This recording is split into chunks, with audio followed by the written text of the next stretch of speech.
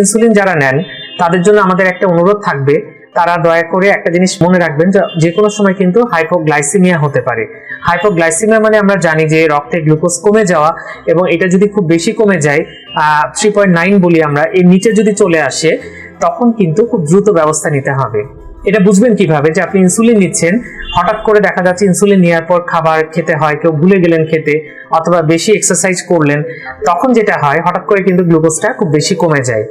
Hypoglycaemia হলে শরীর খুব কাঁপতে থাকে, বুকের মধ্যে ধরফর করে, মাথাটা মনে হয় ফাঁকা হয়ে গেল বা শূন্য হয়ে গেল, মাথা ব্যথা করতে পারে এবং প্রচন্ড ঘাম হয়। এরকম যদি কোনো ডায়াবেটিসে আক্রান্ত রোগীর এই ধরনের কোনো সিমটম দেখা যায়, খুব দ্রুত কিন্তু ব্যবস্থা নিতে হবে।